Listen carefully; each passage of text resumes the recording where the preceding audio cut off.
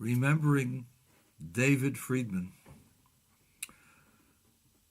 Unknown to most of the people who know David Eliezer ben Shlomo Yitzchak Friedman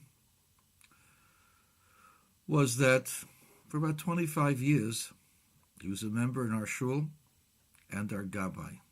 He would call people to the Torah until recently, until 4 or 5 years ago when he no longer could do it. But he had a knack for making people feel good. He loved cracking jokes. He loved having a good time with everybody. He'll be remembered for making the auctions, Rosh Hashanah time, Yom Kippur time, and how he would decide when the bidding was over. And of course, it was a mix of Yiddish, broken Yiddish, and Americanese. It's the erste Mal, the zweite Mal, the dritte Mal, with an American accent. He was proud of his upbringing. He was born in Kingston, Pennsylvania. Moved to Wilkes-Barre and McKeesport. Some of his fondest memories were in Pennsylvania. And he grew up as one of 5 boys, having 4 younger siblings.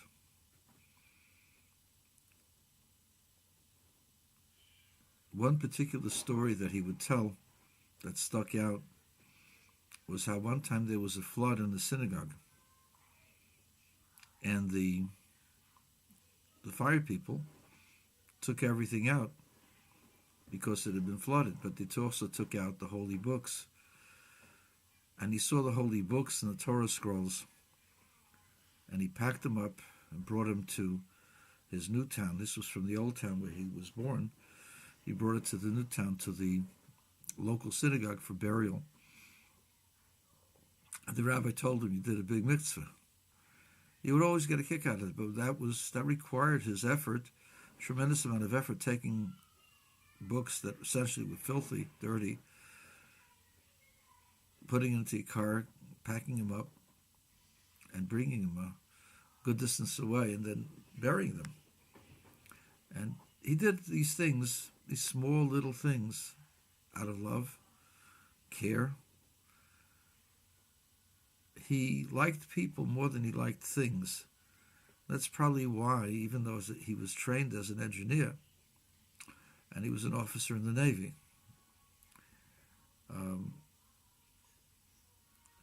he was a lieutenant, senior grade, it's the equivalent of a captain, and he had 80 men under him, including some cooks.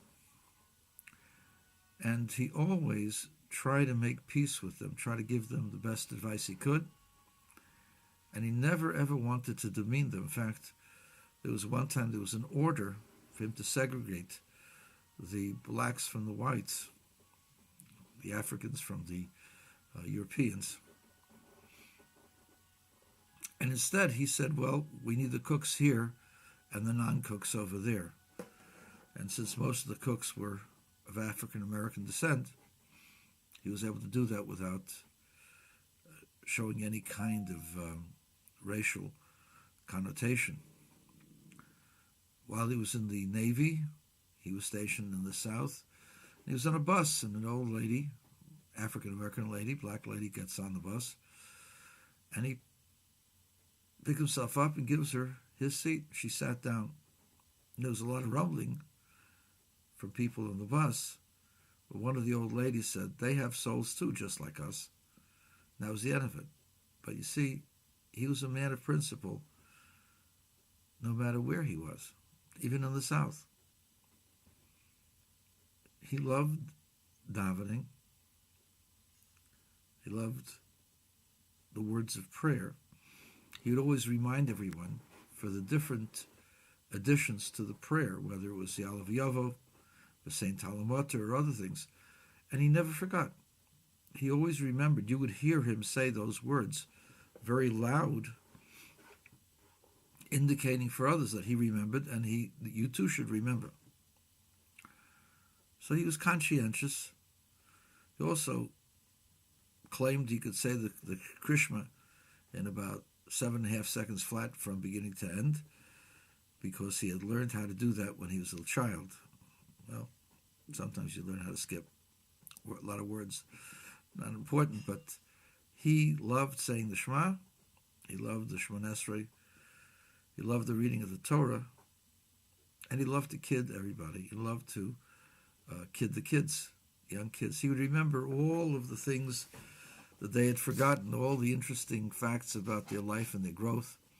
He saw them grow up. And he would kid Ari Drisman. I remember when you were a short little kid and you wanted to just jump up and touch the arch in the middle of the shul. And today your head almost touches it. One of his best lines were, how'd you get to New York? Did you fly? And the answer was yes. He says, I bet your arms are tired. And another line was, did you hear about the holdup last night? Holdup? What kind of holdup? 2 clothespins held up a pair of pants. And the coup de grace was sign in an all-night grocery store, or 7-Eleven. We don't know where Mom is, but we got Pop on ice. Anyway, those were some of his one-liners.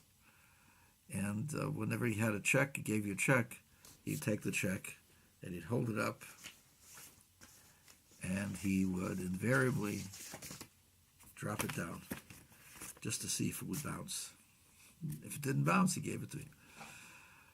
Things like this. He loved kidding around. He loved jokes, comedy. He tried to be funny. He was funny. And he loved people, loved everybody. And one of the things that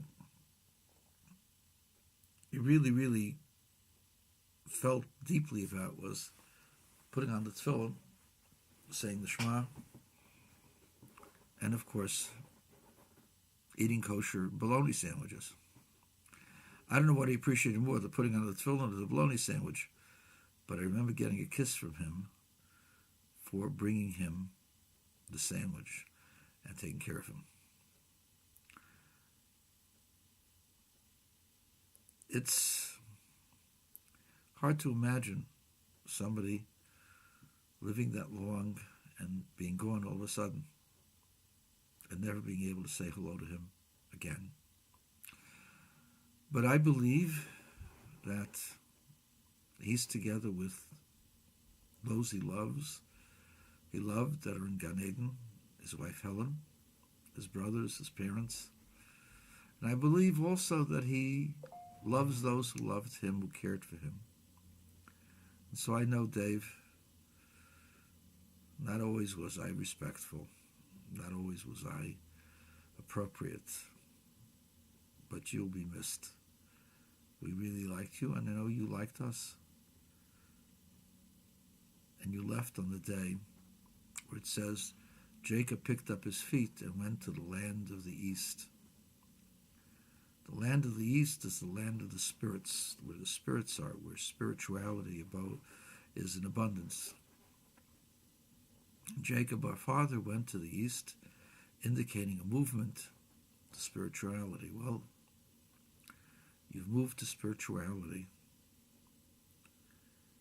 I hope our paths will cross sometime in the future in Gan Eden. But in the meantime, I know that you cared and loved us here in Beis Chabad of Farmington Hills, and we all loved you as well. Go in peace, our friend, our Gabbai, David.